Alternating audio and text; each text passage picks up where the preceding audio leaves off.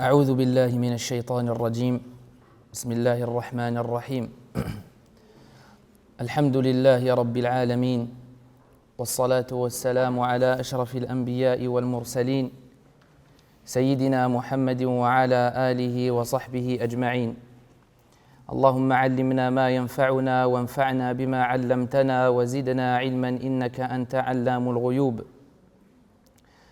لا حول ولا قوة إلا بالله العظيم لا حول ولا قوة إلا بالله العلي العظيم رب اشرح لي صدري ويسر لي أمري واحلل عقدة من لساني يفقه قولي اللهم إني أعوذ بك أن أشرك بك شيئا أعلمه وأستغفرك لما لا أعلمه أما بعد السلام عليكم ورحمة الله تعالى وبركاته. Avant de commencer ce séminaire, l'AMC, l'association AMC des musulmans de Chevilly-Larue, a l'honneur de vous accueillir pour son 3e séminaire. Donc, pour les habitués, ça fait maintenant depuis le début de l'année qu'il y a un séminaire à chaque vacances scolaires. Donc, on remercie Allah Azza wa Jal de nous avoir facilité ces séminaires-là et celui d'aujourd'hui. Et on remercie également tous ceux qui contribuent à ces assises-là, qui donnent de leur temps.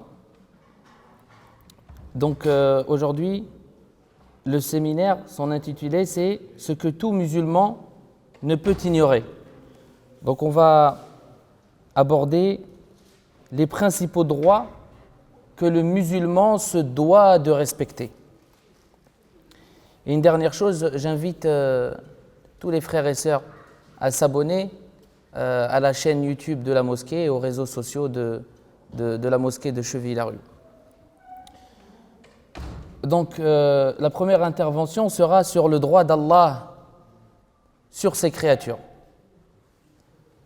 Quand on entend droit, quand on dit quelqu'un a un droit sur nous, une personne a un droit sur nous, ça veut dire que nous avons un devoir.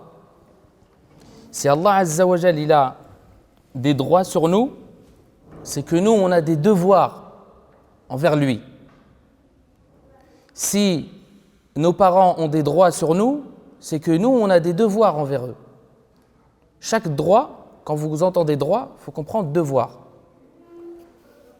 Et le droit le plus immense, et par ce droit-là, tous les autres droits découlent, c'est le droit d'Allah Azza wa Jal. C'est pour cela que nous avons choisi d'aborder d'abord le droit d'Allah Azza wa Jal dans le début de ce séminaire, parce que tous les autres droits suivent le droit d'Allah Azza wa Jal. Si tu ne respectes pas le droit d'Allah Azza wa Jal qu'il a sur toi, comment veux-tu respecter les droits ou le droit des créatures? Le premier droit que tu dois respecter, c'est le droit de ton Créateur, le droit que notre Seigneur a sur nous. Et ce droit-là, il fait partie de la raison pour laquelle il nous a créés, Allah Azza wa Jal, et il nous a rendus responsables de nos actes et de nos paroles. Ce droit-là, notre Seigneur Azza wa Jal l'a mentionné dans plusieurs versets coraniques. Et le plus célèbre et le plus connu, quand Allah Azza wa Jal dit « Je n'ai créé les djinns et les hommes que pour qu'ils m'adorent ». Allah Azza wa Jal, il nous a créés juste pour qu'on l'adore. Il ne veut rien d'autre de nous, à part lui vouer un culte exclusif. Et il dit également, dans une autre sourate, « Nous avons envoyé dans chaque communauté un messager pour leur dire « Adorez Allah et écartez-vous du tarout ». Donc Allah Azza wa Jal, il nous montre dans ce verset-là qu'Allah Azza wa Jal, il a envoyé à toutes les communautés qui sont passées sur cette terre un messager pour une seule parole. Que ce soit Muhammad sallallahu alayhi wa sallam, Isa, Moussa, Ibrahim, Nuh, tous les prophètes. Allah Azza wa Jal, il les a envoyés pour une seule parole. La parole qui pèse le plus lourd dans la balance, qui est La ilaha illallah. Et comme vous avez pu l'entendre, Allah Azza wa Jal, il dit également dans un autre verset, et ton Seigneur a décrété et n'adoré que lui. وَقَضَى رَبُّكَ أَلَّا تَعْبُدُوا إِلَّا إِيَّهُ. Et des versets dans ce sens-là, le Coran, il ne cesse de parler que de ça. Il n'y a pas une sourate qui ne parle pas de l'adoration d'Allah Azza wa Jal. Parce que c'est le but de notre création, comme vous avez pu l'entendre et le comprendre. Donc le droit qu'Allah a sur nous, c'est l'adorer lui seul et l'unique sans associé. Et la sunna du prophète sallallahu alayhi wa sallam nous montre et nous prouve que le droit que Dieu a sur nous est son adoration. Maintenant, on entend tous le mot adoration. On doit adorer Allah Azza wa Jal, c'est un devoir. Mais ça veut dire quoi? Quelle est la définition d'adoration? Quand on dit on doit adorer Allah Azza wa Jal, c'est quoi? Les savants, ils l'ont défini ainsi. Ils disent, rahimahumullah, c'est un nom qui englobe tout ce que Allah aime et agrée. Tout ce que Allah aime et agrée, c'est une adoration. Mais nous, comment on fait pour savoir ce qu'Allah Azza wa Jal aime et agrée? On doit se référer à quoi? On doit se référer d'abord au Coran et ensuite à la sunna du prophète sallallahu alayhi wa sallam, parce qu'on ne peut pas les dissocier l'un de l'autre. La sunna, les hadiths du prophète sallallahu alayhi wa sallam vont avec le Coran. On ne peut pas prendre que le Coran et délaisser la sunna. On est obligé de prendre les deux. Et il a été rapporté dans les deux authentiques un hadith rapporté par Mu'adh ibn Jabal. Et ce hadith-là, c'est un hadith immense à ceux qui le comprennent et qui tendent l'oreille. Mu'adh ibn Jabal, il nous raconte une histoire. Il dit, il était avec le prophète sallallahu alayhi wa sallam. Il dit, pendant que j'étais assis sur une monture derrière le prophète sallallahu alayhi wa sallam, et cette monture-là, précisément, c'était un âne. C'était l'âne du prophète sallallahu alayhi wa sallam. Il dit, et qu'il n'y avait rien entre moi et lui sauf le dos de la selle. Il me dit, sallallahu alayhi wa sallam, ô Mu'adh. Je répondis, me voilà, ô messager d'Allah, pour te satisfaire. Déjà, quand on emploie le mot ô Mu'adh, ou quand on dit en arabe ya Mu'adh, c'est quand on appelle quelqu'un qui est loin. Là, Mu'adh ibn Jabal, il nous donne un détail. Il nous dit, j'étais derrière le prophète sallallahu alayhi wa sallam. Il n'y a rien qui me séparait de lui si ce n'est la selle. Et le prophète sallallahu alayhi wa sallam, il lui dit ya Mu'adh, oh Mu'adh, comme s'il était loin. Pourquoi? Pour attirer son attention, parce qu'il va lui dire quelque chose de très très important. Mu'adh, il répond, me voilà, ô messager d'Allah, pour te satisfaire. Et le prophète sallallahu alayhi wa sallam, il continua un moment, puis il lui redit, ô Mu'adh. Et Mu'adh, il lui répond encore, il lui dit, ô messager d'Allah, je suis là, ô messager d'Allah, pour te satisfaire. Le prophète sallallahu alayhi wa sallam laissa passer encore un moment, puis il déclara, ô Mu'adh. Et Mu'adh radiyallahu anhu dit, je répondis, me voilà, ô messager d'Allah, pour te satisfaire. Donc là, le prophète sallallahu alayhi wa sallam, il est en train d'appeler, attirer l'attention de Mu'adh plusieurs fois. Pourquoi? Pour la simple bonne raison qu'il va lui donner une parole immense. Il attire son attention pour qu'il écoute bien ce qu'il va lui dire. Et là, le prophète sallallahu alayhi wa sallam lui pose cette question-là immense. Il lui dit, sais-tu quel est le droit d'Allah sur ses serviteurs? Une question que tout le monde doit se poser. Mu'adh ibn Jabal lui répondit, Allah et son messager sont plus savants. Et le prophète sallallahu alayhi wa sallam lui dit, le droit d'Allah sur ses serviteurs est qu'il l'adore sans rien lui associer. Donc vous voyez, on parle de l'adoration. Le droit qu'Allah Azza wa Jal il a sur nous, c'est l'adoration. Le prophète sallallahu alayhi wa sallam il dit, le droit qu'Allah Azza wa Jal il a sur nous, c'est de l'adorer sans lui associer personne, lui vouer un culte exclusif. Ensuite, le prophète sallallahu alayhi wa sallam lui redit encore, ô Mu'adh. Et Mu'adh radiyallahu anhu dit, me voilà, ô messager d'Allah, pour te satisfaire. Il lui dit, sais-tu quel est le droit des serviteurs sur Allah Azza wa Jal? Parce que nous aussi, on a un droit sur Allah Azza wa Jal. Et Mu'adh ibn Jabal dit, Allah et son messager sont plus savants. Et le prophète sallallahu alayhi wa sallam lui a dit, le droit des serviteurs sur Allah est qu'il ne les châtie pas s'ils s'acquittent de son droit qui est l'adoration. Vous me suivez jusque-là? Donc Allah Azza wa Jal, le droit qu'on a sur lui, c'est qu'il ne va pas nous châtier si nous on l'adore. Mais il faut comprendre ce mot adoration. Qu'est-ce que c'est? Adorer Allah Azza wa Jal implique certaines choses et surtout certaines croyances. On ne peut pas prétendre à l'adoration d'Allah Azza wa Jal en pensant qu'il y a autre que lui qui décide sur le destin des autres. Ceux qui croient à l'horoscope, qui tous les matins regardent leur horoscope et qui pensent que la personne qui a écrit ça a raison. Aujourd'hui, aujourd'hui c'est une belle journée. Cette personne-là a un problème dans son cœur. Elle a un manque dans l'adoration d'Allah Azza wa Jal parce qu'elle pense que les astres ont un pouvoir sur le destin de l'être humain. Alors que celui qui a le pouvoir ultime sur le destin de l'être humain, c'est qui? C'est Allah Azza wa Jal. Ou bien de placer sa confiance sur autre que lui. Placer sa confiance sur autre qu'Allah Azza wa Jal. Il y a un grand manque dans l'adoration d'Allah. Et peut-être que quand on dit confiance, des fois, c'est une petite confiance que toi tu vas mettre chez les êtres humains pour une chose, alors que tu dois la placer pour Allah Azza wa Jal. Et peut-être que pour cette chose-là, tu auras des péchés, des mauvaises actions. Parce que tu penses que en plaçant ta confiance en cette personne-là, il ne va rien t'arriver. Alors qu'il faut placer sa confiance à Allah Azza wa Jal. Bien sûr, tu dois avoir confiance à ta famille, à ton épouse, tes enfants, tes parents. Ça, c'est une certitude. Mais cette confiance-là, elle vient de la confiance d'Allah Azza wa Jal.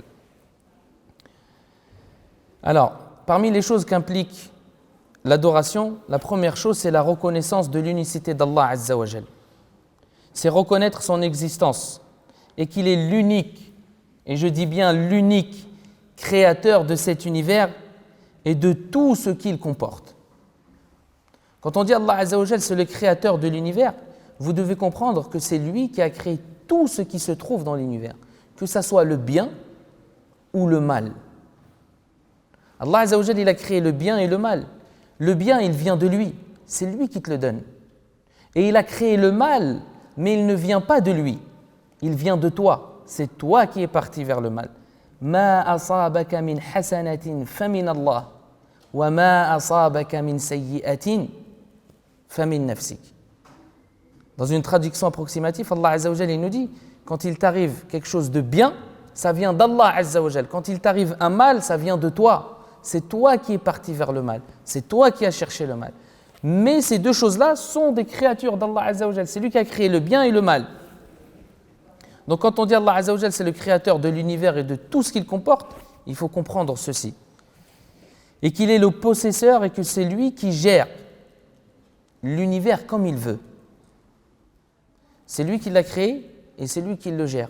C'est lui qui fait descendre la pluie. On ne peut pas... Et c'est lui qui donne des enfants. On a chez certaines personnes, certains musulmans, pensent que certains walis ont le pouvoir de donner des enfants. En allant les voir et invoquant, ils vont vous donner des enfants. Ou ils vont vous guérir de certaines maladies. Si tu fais des offrandes et tu fais une sadaqa à tel endroit, tu guériras. Ça existe. Ceux qui pensent cela ont un très très gros problème au niveau de l'adoration d'Allah Azza wa Jal. Ils ont même associé à Allah Azza wa Jal quelqu'un d'autre qui donne et qui prive. Alors que lui seul, notre Seigneur exalté soit-il, c'est lui qui donne et c'est lui qui prive. Allah Azza wa Jal dit dans le Coran, la création et le commandement n'appartiennent qu'à lui, toute gloire à Allah, Seigneur de l'univers. La deuxième chose à savoir, c'est la reconnaissance de l'unicité d'Allah Azza wa Jal dans ses noms et ses attributs. Là, vous allez peut-être penser tous que bien sûr, Allah Azza wa Jal, il a des noms et des attributs les plus sublimes, les plus beaux, mais quand on rentre dans les détails, on va trouver que certains musulmans ont des problèmes dans les noms et attributs d'Allah Azza wa Jal. La reconnaissance de l'unicité d'Allah dans ses noms et ses attributs, c'est avoir la conviction qu'Allah, le Très-Haut, a les plus beaux noms, déjà. Allah Azza wa Jal dit dans le Coran, tel le nom d'Allah, Allah Azza wa Jal dit, c'est à Allah qu'appartiennent les noms les plus beaux, invoquez-le par ces noms et laissez ceux qui les renient, ils seront rétribués pour ce qu'ils ont fait. Quand on dit Allah Azza wa Jal, il entend. As-Sami', par exemple. Allah Azza wa Jal, Sami', il entend tout. Si toi tu es convaincu qu'Allah Azza wa Jal, il entend tout, qu'est-ce que tu dois faire? Tu dois faire attention à ce que tu dis. Parce qu'Allah Azza wa Jal, il t'entend. Même si tu es tout seul dans ta chambre ou tout seul chez toi, ou que tu es au téléphone et que tu penses que personne ne t'entend, que tu vas parler sur quelqu'un, ou que tu vas mentir, ou tu vas faire un faux témoignage, quand tu crois en ce nom-là d'Allah Azza wa Jal, qu'Allah Azza wa Jal, il entend, Huwa as-Sami', alors tu fais attention à ce que tu dis. Quand on dit qu'Allah Azza wa Jal voit tout, il nous voit, il nous regarde, il nous observe, qu'est-ce que cela implique? Ça implique de faire attention à ce que tu fais. Parce qu'Allah Azza wa Jal, il te voit là où tu te trouves. Là où tu penses que personne ne te voit, lui, il te voit. Donc c'est ça l'adoration d'Allah dans la reconnaissance de l'unicité de ses noms et ses attributs. Et tous ces noms et ces attributs ont une adoration spécifique. Quand tu fais attention à ce que tu dis, parce qu'Allah Azza wa Jal t'entend, hein? Ils n'entendent pas là-haut? Quand tu fais attention à ce que tu dis, tu es en train d'adorer Allah Azza wa Jal avec son nom le plus sublime, As-Sami'. Quand tu fais attention et tu te préserves des interdits, tu es en train d'adorer Allah Azza wa Jal avec quoi? Avec quel nom? Ar-Raqib, l'observateur, celui qui t'observe, et ainsi de suite. Quand tu fais miséricorde aux créatures d'Allah Azza wa Jal, tu es en train d'adorer Allah Azza wa Jal avec son nom le plus sublime, le miséricordieux, et ainsi de suite. Donc ça fait partie de l'adoration. Et quand on parle des noms et des attributs d'Allah Azza wa Jal, on n'entre pas dans le comment de ces attributs et on ne les vide pas de leur sens, ni leur donner de ressemblance, ni les assimiler aux attributs des créatures. Allah Azza wa Jal, il entend, mais nous, on ne sait pas comment lui, il entend. On ne doit pas chercher à comprendre comment il entend. Nous, on entend, on est ses créatures. Allah Azza wa Jal, c'est le créateur. Nous, on ne sait pas comment lui, il entend. Donc, on ne rentre pas dans le comment. Allah Azza wa Jal, il dit dans le Coran, il n'y a rien qui lui ressemble et c'est lui l'audient, le clairvoyant. Laysa kamithlihi shay. Il n'y a rien qui lui ressemble.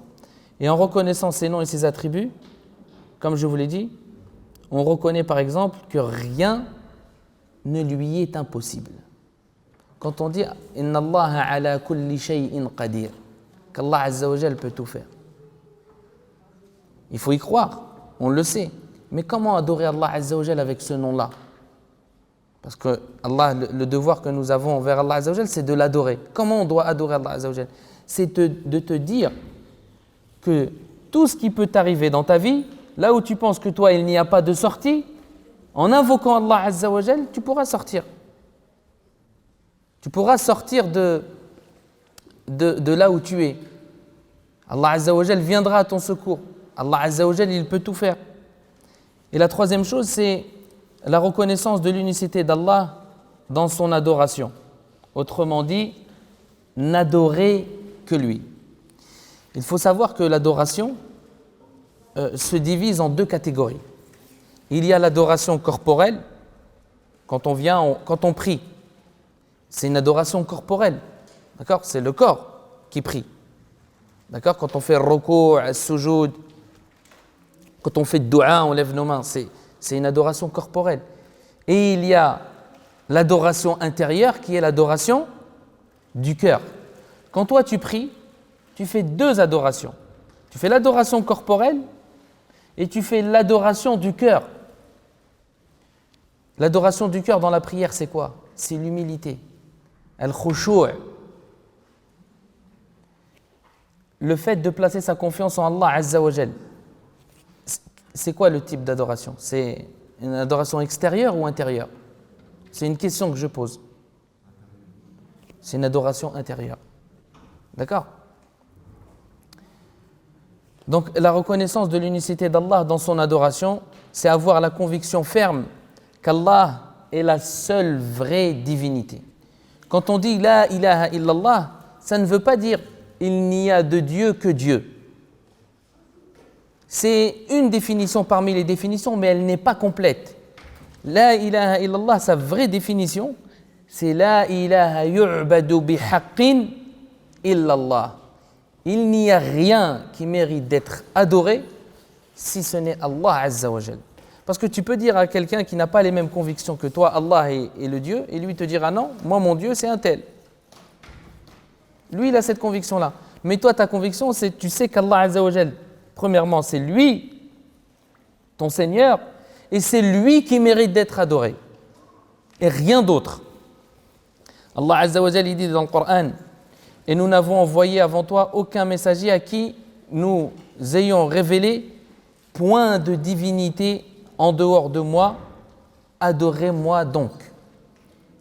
Et cette croyance implique aussi les actes et les paroles du serviteur soient en conformité avec les prescriptions d'Allah Azza wa Jal. D'accord? Quand je vous ai dit que l'adoration, c'est un nom qui englobe tout ce que Allah Azza wa Jal aime et agrée. Nous, on ne peut pas donner une adoration de nous-mêmes, l'inventer. Si dans la prière de Dhuhr, il y a 4 raka'at, si toi tu dis moi je vais en faire 5 pour me rapprocher d'Allah Azza wa Jal, là tu es en train de faire un interdit. Tu es en train de désobéir à Allah Azza wa Jal. Même si ton intention elle est bonne, dans le fond, toi tu veux juste te rapprocher d'Allah Azza wa Jal, mais il faut que ça soit en conformité avec ce qu'Allah Azza wa Jal a dit, avec ce que le prophète sallallahu alayhi wa sallam nous a montré. Et Allah Azza wa Jal il dit aussi dans un verset, ceux qui par orgueil se refusent à m'adorer entreront bientôt dans l'enfer humiliés. Donc on comprend que celui qui ne donne pas ce devoir à Allah Azza wa Jal, quelle sera sa rétribution? C'est une question.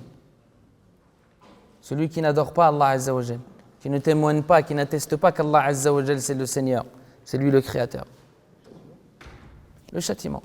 C'est ce que Allah Azza wa Jal dit dans le verset. Ceux qui par orgueil se refusent à m'adorer entreront bientôt dans l'enfer humiliés.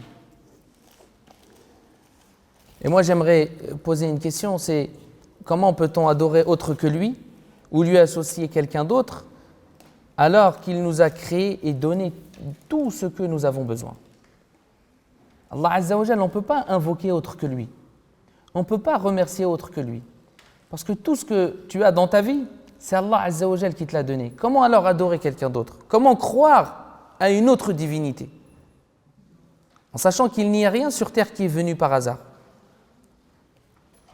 Et les plus importantes de ces obligations, c'est lesquelles? C'est une question. C'est les 5 piliers de l'islam. On a dit piliers, pourquoi? Parce que c'est avec ces 5 piliers-là que l'islam est bâti. Donc le premier pilier, c'est les 2 attestations de foi. Donc dire ashhadu an la ilaha illallah, ça ne suffit pas. Il faut dire ashhadu anna Muhammadan Rasulullah. Ensuite, le deuxième pilier, c'est la prière rituelle. Les 5 prières. Allah Azza wa Jal dit, en vérité la prière rituelle préserve de la turpitude et du blâmable. Le troisième pilier, c'est quoi? Az-zakah, l'aumône légale obligatoire. Et cette aumône-là est prélevée des riches pour être donnée aux pauvres. Allah Azza wa Jal dit dans le Coran, je vous ai donc averti d'un feu aux flammes intenses, alors qu'en sera épargné le pieux qui donne ses biens pour se purifier et auprès de qui personne ne profite d'un bienfait intéressé, mais seulement pour rechercher la face de son Seigneur le Très-Haut. Le quatrième pilier, c'est le jeûne. Le jeûne. Le jeûne du mois de Ramadan. Parce que le jeûne, il y a le jeûne surérogatoire. On ne peut pas dire que la prière on dit la prière est obligatoire. Il y a plusieurs prières. On dit les 5 prières. C'est pour ça que j'ai dit les prières rituelles. Parce que si on dit que le jeûne, on peut comprendre que jeûner les 6 jours de Shawwal, c'est obligatoire, alors que non. Jeûner le lundi, le jeudi, c'est obligatoire. Non. Donc on dit le jeûne du mois du Ramadan. Sawmu Ramadan. Et le dernier pilier, c'est quoi? C'est le pèlerinage. Allah Azza wa Jal dit: appelle les gens pour le pèlerinage, ils viendront vers toi à pied sur leurs montures élancées des pays les plus éloignés afin d'en tirer de nombreux avantages et d'invoquer le nom d'Allah au jour fixé lorsqu'ils sacrifient leurs offrandes qu'il leur a accordées. Donc tous ces actes d'adoration prescrits en islam sont compatibles avec les capacités humaines, et l'islam n'impose pas à l'homme une charge supérieure à sa capacité. Quand on est très malade, on a plusieurs possibilités de faire la prière. Quand on est malade, si les médecins nous le recommandent ou nous y obligent, on ne jeûne pas le mois du Ramadan. Si on est riche mais on n'a pas les capacités physiques pour se rendre à la Mecque pour faire al-Hajj, nous on n'y va pas. On envoie quelqu'un à notre place si on trouve. Donc Allah Azza wa Jal n'impose pas à l'homme une charge supérieure à sa capacité. D'accord? Donc le droit qu'Allah Azza wa Jal il a sur nous, c'est de l'adorer.